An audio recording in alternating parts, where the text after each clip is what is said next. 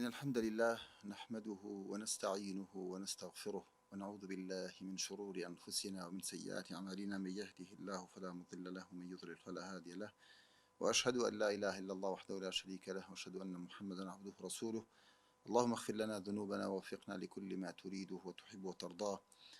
اللهم إنا نعوذ بك من أن نشرك بك شيئا نعلمه ونستغفرك لما لا نعلمه. اللهم توفنا وأنت راض عنا ووفقنا واغفر لنا، وصلى اللهم على محمد وعلى آله وصحبه أجمعين.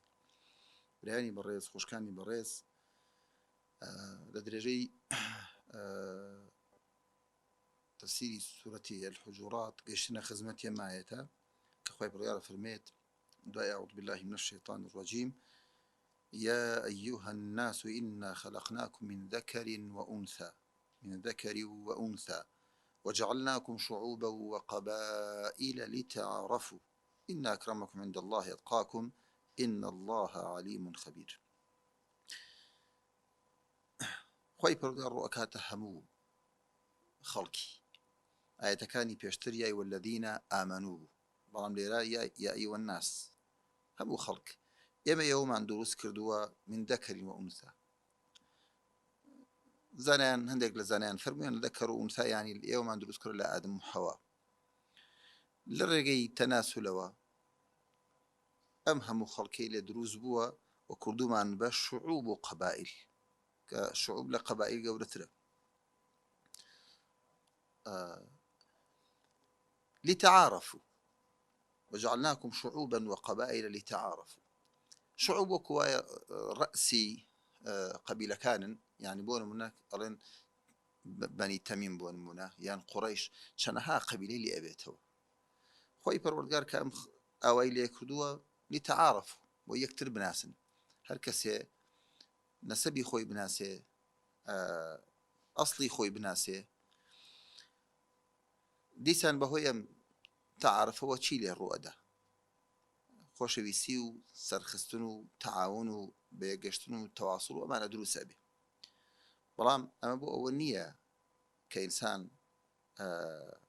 فەخر بکە بەوەی کە من صاحبی فلانە عەشرەتم، من لەو عەشرەتەم، من لەو جنسەم، من لەو قەومەم، من لەو لەونەم، من لەو شارەم، لەو وڵاتەم، من ئەمە زبانمە. بۆ فەخرکردن نییە، بۆ دژایەتیکردنی یەکتر نییە، بۆ تەعارفە. لە ڕێگەی ئەم تەعارفەوە دیسان سەرخستن و تەعاون و پشتیوانیکردنی یەکتر و خزمەتکردنی یەکتر و ئیحسان بۆ یەکتر و چاکەکردن لەگەڵ یەکترا دروستە ئەبێ. چونکە لای خۆی پەروەردگار بێبەها و بێقەدر و بێوەزنە کە تۆ چ لەونێکتەیە، تۆ سپیت یان ڕەشیت یان ئەسمەری چ لەونێکتەیە، خەڵکی چ وڵات و جێگا و شوێنێکی، عایدی چه عەشرەت و قەومێکی. ئەمانە لای خۆی پەروەردگار جێگەی بەها و قەدر و قیمەت و وەزن و گەورەی نییە. ئەوەی کە لای خۆی پەروەردگار بەڕێزە ئین ئەکرەمەکم عند الله ئەتقاکم، بەڕێزترینتان ئەو کەسەیە کە تەقواتان زیاترە. بۆیە ئێمە بێ لەم ڕوانگەوە تەماشای ئەوە بکەین کە لە قورئانە کۆمەڵە ئەسڵێکی بۆ دیاری کردوین. لەم سوورەتەش ئەگەر تەماشا بکەین لە ئاەتەکانی پێشتر خۆی پەروەردگار فەرمێ ئینەما المؤمنون ئیخوە. برایەتیمان لەسەر ئەساسی ئیماندارێتیمانە. تر لە ئەو پەڕی دنیا شەخصێک هەبێ ئیمانی بەخوا و بە ڕۆژی دوایی و بە پێغەمبەر و بەوەی کە پێویستە ئیمانی پێ ببێ، ئیماندار بێ، برای تۆیە، حەقی برایەتی هەیە لەسەرت. وا بێت چی بۆ خۆت پێت خۆش بێ بۆ ئەو برایەت پێت خۆش بێ، چی بۆ خۆت پێت ناخۆش بێ بۆ ئەو برایەت پێت ناخۆش بێ. و ئەبێ زوڵمی لێ نەکەی، ئەبێ سوک تەماشای نەکەی، ئەبێ هاوکاری بکەی، ئەبێ خێرت بۆی بوێ، هەو حەقی برایەتی و دۆستایەتی بدەی. ئین ئەکرەمەکم عند الله ئەتقاکم. ئێمە لەم سوورەتە فێری کردن ئێمە ئیمانداران بران، ئیمانداران بران، و برایەتی هەستان بە حەقی برایەتی نێنێ ئیمانداران و تەقوا گەورەترین لێکێک لە سەبەبە هەرە گەورەکانە بۆەوەی کە ئێمە ڕەحمی خۆی پەروەردگار حاصڵکەین. کە ئەگەر ڕەحمی خۆی پەروەردگاریشمان حاصڵ کرد ئەوە سەرفراز و سەرکەوتوو براوەی دنیا و ئاخرەتی. خۆی پەروەردگار لە ئاەتەکانی پێشتر خوێنمان إنما المؤمنون إخوة فأصلحوا بين أخويكم واتقوا الله لعلكم ترحمون. لم آياتش خواهي پروردگار فرميت إن أكرمكم عند الله يتقاكم كواتي إما برايتي كمان لسر أساسي الدين داريتي معنا نك لسر أساسي أو يعني عرب أو كرد أو فارس أو ترك أو نا لسر برايتي إما لسر أساسي الدين داريتي معنا. أما خالي يكم خالي دوهم ميزاني تفاضل بريسترين كسكية أو كسية كلحمي متقي تربه برسترين كس أو كسية كلحمي متقي تربه أما ميزاني تفاضل الأيام برسترين كس لا إما ونيا ككردة يعني عربي يعني فارسي يعني تركة أجنبية غربية شرقية نا أما أوكو مسلمانك قرآن أوفي أو من في ركات برسترين كس أو كلحمي متقي تربه خير الناس أنفعهم للناس شاكترين خلقي ويك بسوترين بيبو خلقي أو بيغمري خاصة في رمانك و هر کەسێک تەقوای زیاتر بێ سوودی زیاتر بێ ئەمە بەڕێستە ئەمە ئاەتا فەرمین ئەکرەمەکم عند الله يتقاكم أو پێغەمبەر جەخت لەسەر ماکاتۆی خەیر الناس ينفعهم للناس كما قال النبي صلى الله عليه وسلم. ئەمە خاڵێک وەلا و دۆستایەتیمان بۆ کێیە برایەتیمان لەسەر ئەساسی ئیمانە میزانی تەفاضل باشترین لەسەر ئەساسی تەخوا و لە خواترسانە ولا دوساتيشمان إنما وليكم الله ورسوله والذين آمنوا ومن يتولى الله ورسوله والذين آمنوا فإن حزب الله هم الغالبون. ولا دوساتيشمان بخوا وبيغمبري خوا وكسانيك إيمان يعني هي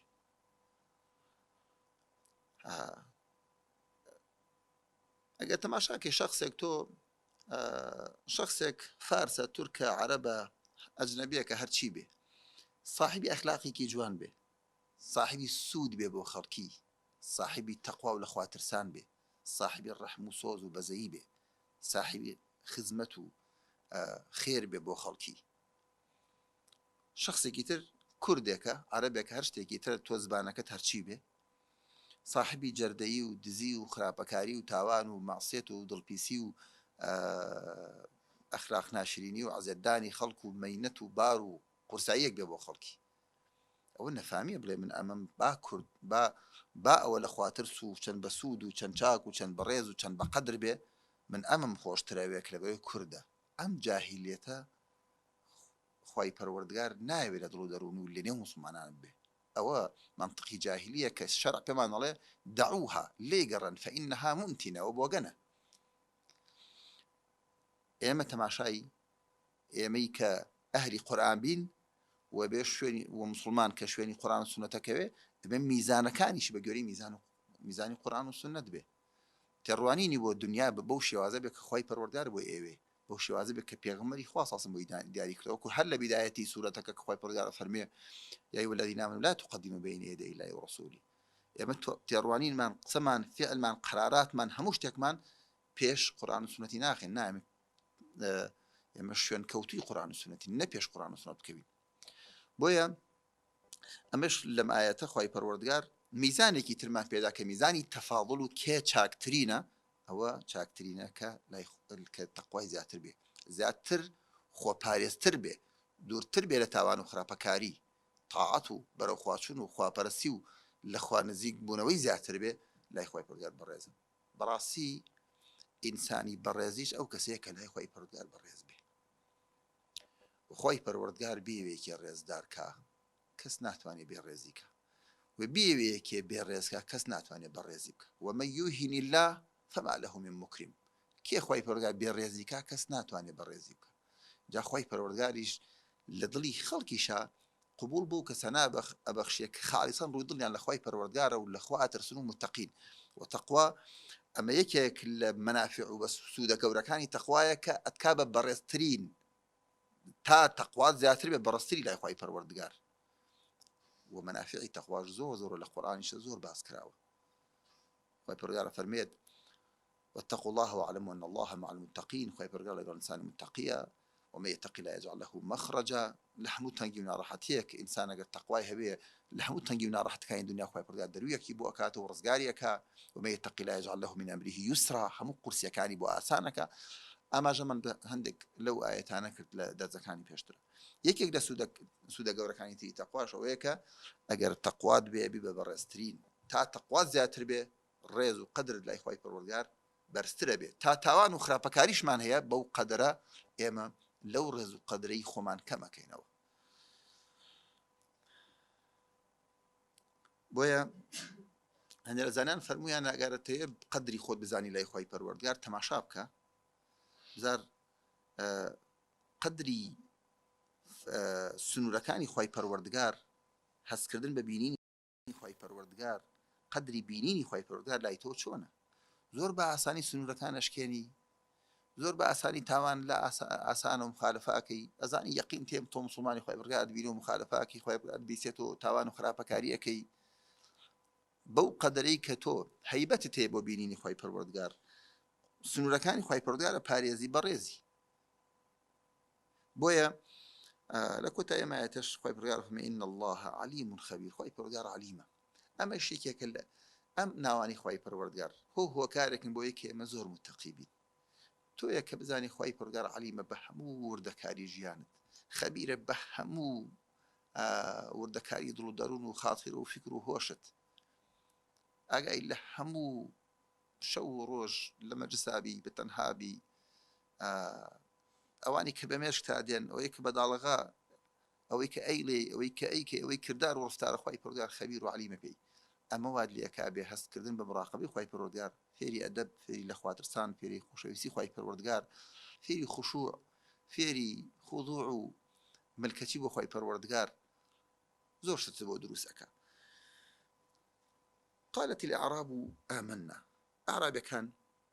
لە سەردەمی پێغەمبەری خوا صلی الله علیه و سلم هاتن ئیمانمان هێناوە ئیمانی کامل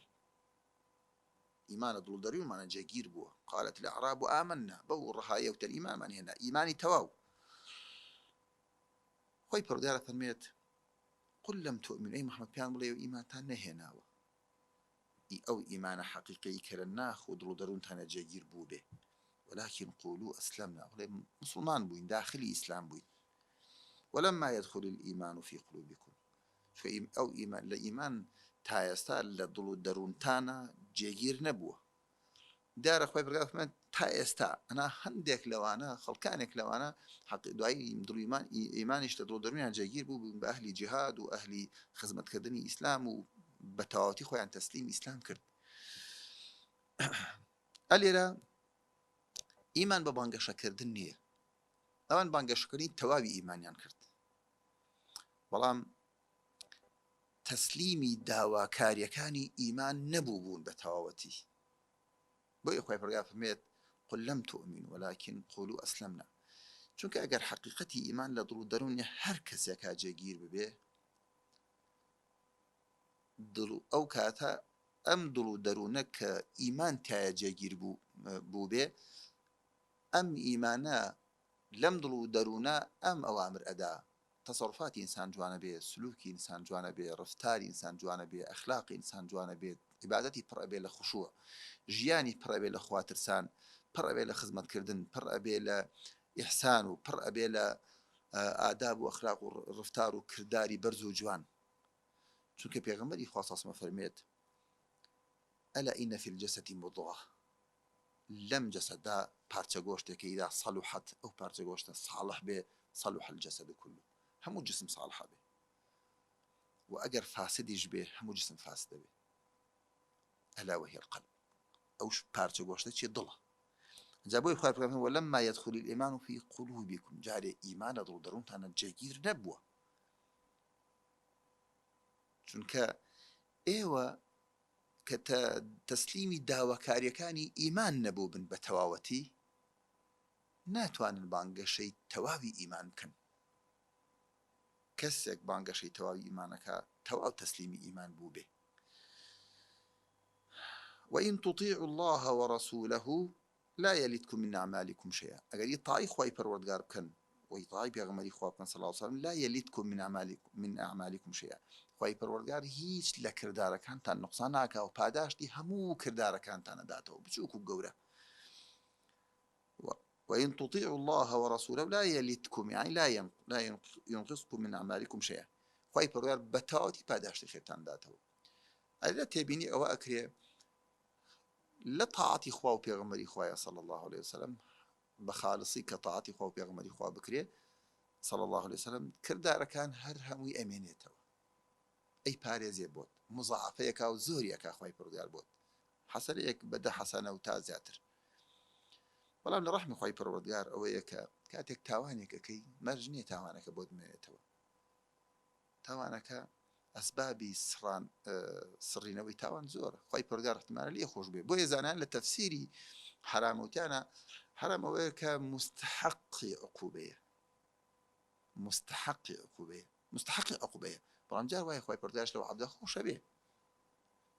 تایبەتی ئینسان إن الله غەفوور یەکێک کە چەندێ تاوان و خراپەکاری هەبێ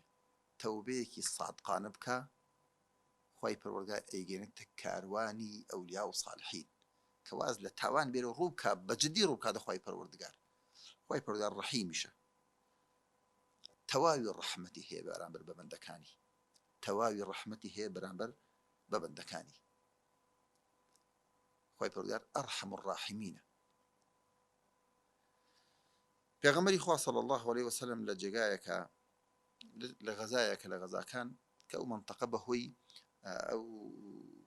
ینی شەڕ و شتەی کە ڕوویدا بوو ئەو جیهادی کە لەبین کافر و موسڵمانەکان شپرسێک دروست بوو شخصێک دایکێک مناڵەکەی لێبوون بوو ئەگەڕا بە دوایە سەحابە و پێغەمبەر سەڵڵەڵاهو عەلەیهی وسەلەم تابعیانە کرد لە دوورەوە ئەو دایکە شپرس بوو بەگەڕا مناڵەکەی لە کوتپڕا دۆزیەوە باوشی پێ کرد و نایەوە سنگەوە ینی بە حەنان و بە شەوقێکی زۆرەوە پێغەمبەر فەرموویە تەرەون هذه المرأة طالحة ولدها في النار ئایا بینن ئەم ئافرەتە مناڵەکەی فرێداتە ئاگرتنی پێغەمبەر چۆن فرێداتە ئاگر چەند بە شەوق و بە خۆش و بە حەنانەوە باوشی پێ کردومانە فەرمووی لله أرحم بعباده من هذه المرأة بولدها وكما قال النبي صلى الله عليه وسلم دي خوای پەروەردگار بەڕەحمترە بەرامبەر بە بەندەکانی لەم دایکە بەرامبەر بە مناڵەکەی خوای پەروەردگار والله يريد أن يتوب عليكم خوای پەروەردگار ئەیەوێت تەوبەتان لێوەرگرێ ئەیەوێت تەوبە بکەن خوای پەروەردگار تەوبەی عەبدەکەی زۆر زۆر پێخۆشە خوای پەروەردگار بەڕەحمە بەرامبەر بەندەکانی ئەو بەندەکان خۆیان بۆ خۆیان هەرچی خوای پەروەردگار ئەسبابی چاکە ئەخاتە پێش چاویان خەڵکانێکی پشتی لێک ئەمما ئەوانی کە ڕووەکەن لە خوای پەروەردگار چەندێ تاوان و خراپەکاریان کردبێ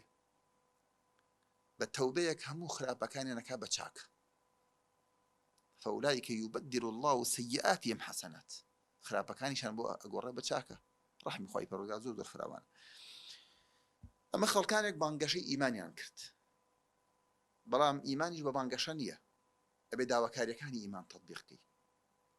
ئەنجا خوای پەروەردگار باسی خەڵکانێکمان بۆکە ڕاستگۆن لەگەڵ بانگەشەکردنیان بۆ ئیمان ئەفەرمێت إنما المؤمنون الذين ئیمانداران کێن ئەوانن کە الذين آمنوا بالله ورسوله ئیمانیان هێناوە بەخوا و بە پێغەمبەری خوا صلی الله عليه وسلم ثم لم يرتابوا هیچ شەک و ڕێی بگومانێک لە دڵ دەرونیانە نییە وجاهدوا بأموالهم وأنفسهم في سبيل الله تەماشاکەن کە ئیمان لە دڵ و دەرونیانە چەسپا داواکاریەکانی ئیمان چی ئەخوازی ئەوە ئەنجام بدەن ڕوحی خۆیان ماڵی خۆیان هەموو یەکەنە قوربانی ڕزای خوای پەروەردگار و سەرخستنی دینی خوای پەروەردگار وجاهدوا بأموالهم وأنفسهم في سبيله أولئك هم الصادقون وأنا صادقا چونکە بانگەشەکردنی ئیمان بەبێ ئەوەی کە داواکاریەکانی ئیمان جێبەجێ بکەی بانگەشەکردنێکی بێ فائیدەیە بەڵام کاتێک کە بانگەشەی ئیمان کاتێک کە ئیمانداری و داواکاریەکانی ئیمان کاتێک کە ئیمان لە دڵ دەروون تا چەسپا و لە ئەخلاق و لە ڕفتار و لە عیبادەت و لە هەڵسو کەوت و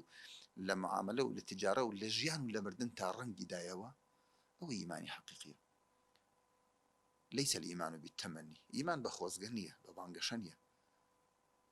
ئیمان ئەوە یەک لە دڵ دەروونە جێگیرەوێ وصدقه العمل بە کردار و ڕفتار و هەڵسو کەوت بیسەلمێنێ کە ئیمانی تۆ صادقە أولئك هم الصادقون کەواتە خۆی پەروەردگار باسی ئەم دوو جۆرەمان بۆ کات یەکێک بانگەشەی ئیمانەکە یەکێک ئیمانی حەقیقی لە دڵ دەرونیا چەسپاوە ئەگەر تێبینی بکەین خۆی پەروەردگار لە قورآنە فەرمێت وكان حقا علينا نصر المؤمنين ولا شويني ترى وعد الله الذين آمنوا وعملوا الصالحات منكم ليستخلفنهم في الأرض كما استخلف الذين من قبلهم وليمكنن لهم دينهم الذي ارتضى لهم وليبدلنهم بعد خوفهم أمنا وما جعل الله للكافرين على المؤمنين السبيلا خوي پروردگار وعدي دعوة وكان حقا علينا نصر المؤمنين شخص واهي لو شيء بسيار كابلي يما إيمان دار أو خوي پروردگار وعدي دعوة وعد الله الذين آمنوا منكم وعملوا الصالحات ليستخلفنهم في الأرض وكان حقا علينا نصر المؤمنين بوشي إما استابينين مسلمانان دەسەڵات و سوڵتە و غەلەبە و ئەویان نییە کافرەکان زاڵن بەسەر مسلمانانە خۆی پەروەردگار وعدی بە کێ داوە وكان حقا علينا نصر المؤمنين ئەوانەی کە ئیماندارن بە حەق و ئەوانەی کە داواکاریەکانی ئیمانیان لە ناخیان و لە کردار و ڕفتاریان جێبەجێ کردووە آياتك فرميت وعد الله الذين آمنوا منكم وعملوا الصالحات لما داري تاريخه هر كاتك بشيك لداوكاريكاني إيمان چي أخوازي داوكاريكاني إيمان حقيقتي إيمان هر كاتك بشيك لداوكاريكاني إيمان فراموش كرابه إلا وكم مسلمان توشي زرريك بون لا أحدا مخالفيك ظاهريان كرت لا جبل الرماد دهبزين أو ولما أصابتكم مصيبة ولما أصابتكم مصيبة قد أصبتم مثلها قلتم أن هذا وشون مروا أداء جيشي مسلمانانا أم جيشي صحابي وجيشي كافرانا شون وان سركوتن خبر يقول هو من عند أنفسكم إن الله على كل شيء قدير كلب داواکاریەک لە داواکاریەکانی مان تۆ بێت ئیطاعی پێغەمبەری خوا لە شتێکە کە مخالفەی پێغەمبەری خوا کرا زەرەکە بینرا قل هو من عند أنفسكم لە حونەینە داواکاریەکە شتێکی قەلبی بوو يعني ئێمە زۆری لە زۆریان ناشکین ويوم حنين إذ أعجبتكم كثرتكم فلم تغن عنكم شيئا وضاقت عليكم الأرض بما رحبت ووليتم مدبرين بەڵام ئەصحابی پێغەمبەر ئێمە نەبوون کە هەڵەیەکیان کرد ئەم هەڵەیان زۆر بە جوانی دەرزیان لێوەرەگرت و پێبەرزە بوون گەورە بوون دین و ئیمان و ناخیان پێ گەورەترە کرد و دەوڵەمەندترە کرد و زیاتر بەرەو پێشترە چوون بەداخۆی ئەمە ئەو سیفەتەمانتیان نییە کە ئیسفادەی گەورە لە هەڵەکانمان بکەین کەواتە هەر کاتێک ئەگەر بێت و لەبەر دوو هەڵە جێشی مسلمانان جێشی ئەسحاب زەرەریان بینی بێ ئەو هەموو هەڵەیەکی ئێستا لە کڕین و فرۆشتن و معاملە و هەڵس و کەوت و تعاملی هەر لە مامەسەکانی ئاینی تا بانخوازەکانمان تا تاجرەکانمان تا تەبیبەکانمان تا کۆتایی لەنا ئەو هەموو کۆمەلگا چەندەها مخالەفە و ئەمانە هەیە ئەمانە تۆ ئەتەوێ لەوەی کە تۆ ئەتوانی لە دیندارێتی بکەی بۆ خۆت و ماڵ و ناڵت نایکەی ئەتەوێت لەو لاشەوە خی پەروەردگار جەوێکی وات بۆ خستیانێک کە هەر هەموو ئیسلام سەرکەوتوو بێ بۆ یەک کاتێک ئەگەر خی گەورە پەنامان داگەر ئێمە ڕاست نەکەی لەگەڵ دینە خی پەروەردگار خەڵکانێکی هێنێ ڕاست بکە بەهۆی ئەوانەوە بەهۆی صدق و ڕاستیەوان دینەکەشیان دیسان دینی خی پەروەردگار دینی خۆی سەرخا وإن تتولوا يستبدل قوما غيركم ثم لا يكونوا مثالكم کەواتە خۆ ئەمە لێرە نمونەی خەڵکێکە بانگەشەیەکی حقیقەتی ئیمانی کردوانە بۆ خی پەروەردگار فێریانەکات تیانەگەێنێ کە بە بانگەشەکردن نییە جاری ئیمانە دڵدەروونتان چسپاوە و نمونەی خەڵکانێکشمان بۆ ئێنێتەوە کەم ئیمانداری حەقن بە داواکاریەکانی ئیمان هەڵسکەوتیان کردووە فەرمێت ئەوانە ڕازگۆ صادقن إنما المؤمنون الذين آمنوا بالله ورسوله ثم لم يرتابوا وجاهدوا بأموالهم وأنفسهم في سبيل الله أولئك هم الصادقون داواکارن لە خی پەروەردگار بە ڕەحم و لوتف و کەڕەم بەزەی خۆی لە صادقەکانمان بگێڕێ ولەو کەسانەمان بگێڕێ کە خی پەروەردگار خۆیمان لێ ڕازی بێ هەموو تەوفیقێک لای خی پەروەردگارە داواکانی خی پەروەردگار لە دین و ئیمان و دڵ و دەروونمانە لە قەبر و قیامەت و ئاخرەتمانە موفقمان کە و خی پەروەردگار لە گوناه هەموو لای خۆش بێ کاتێک لەم دنیایدا چ خۆیمان لێ ڕازی بێ وصلی الله على محمد وعلى آله وصحبه أجمعين